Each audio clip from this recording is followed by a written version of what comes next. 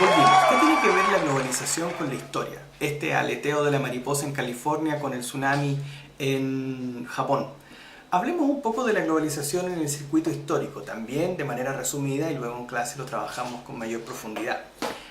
Como decía en el primer video, la globalización comienza a ser interesante, comienza a ser parte del mundo occidental, del mundo al que pertenecemos finalmente, desde la época de Colón y quizás mucho antes. Yo diría que el fenómeno de la globalización es un fenómeno constante en el mundo, es inherente al fenómeno del desarrollo del ser humano el crear esta interconexión, la interdependencia entre ellos, entre distintos territorios.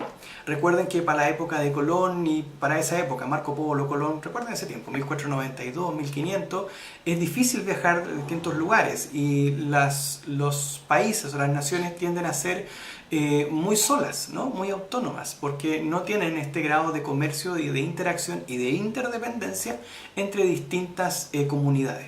Pero a propósito de la revolución industrial, yo diría que ya 200 años después, casi 300 años después, 1755 en adelante, comienza el fenómeno de la revolución industrial en Inglaterra, ¿no? Con la invención de la máquina a vapor, con las máquinas que sirven para tejer de manera industrial, un poquito más adelante máquinas que revolucionan el mundo de la agricultura.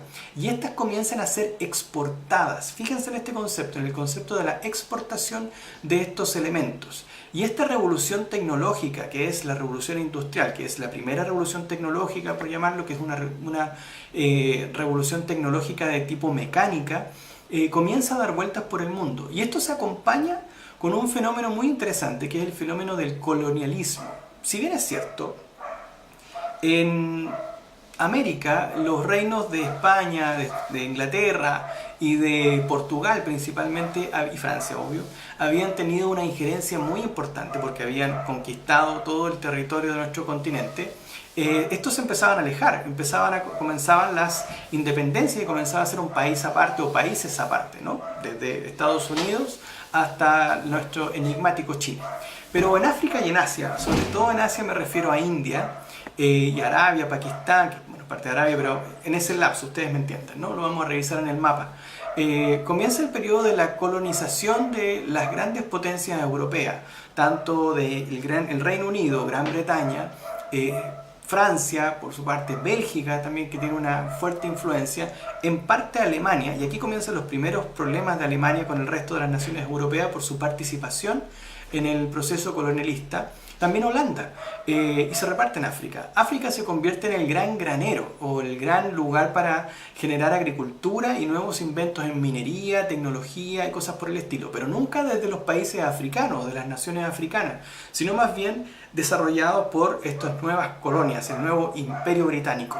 Y durante este lapso de tiempo se inventa la escuela moderna, o la escuela como la conocemos, así como están ustedes sentados generalmente en la escuela, que hoy día cambiamos, pero generalmente como están sentados se inventan este minuto, básicamente para concluir una sola cosa: poder reproducir los mismos tipos de competencias en cualquier lugar del mundo, cosa que los seres humanos, como piezas de una maquinaria, pudiesen reemplazar a otros sin mediar que tener que traer gente desde Inglaterra hasta la India o desde Francia hasta Estados Unidos, sin importar eso, poder mantener esta reproducción finalmente del modelo de producción, es decir, mantener la producción industrial, agrícola y minera sin tener grandes problemas en el mundo completo, ¿no? Que ocupaban estas grandes potencias europeas.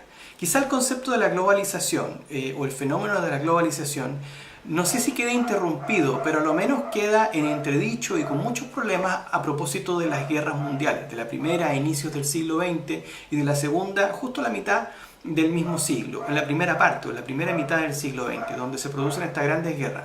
Ahí el concepto de la globalización no es parte finalmente del debate, pero sí comienza a retomarse una vez terminada la Segunda Guerra Mundial.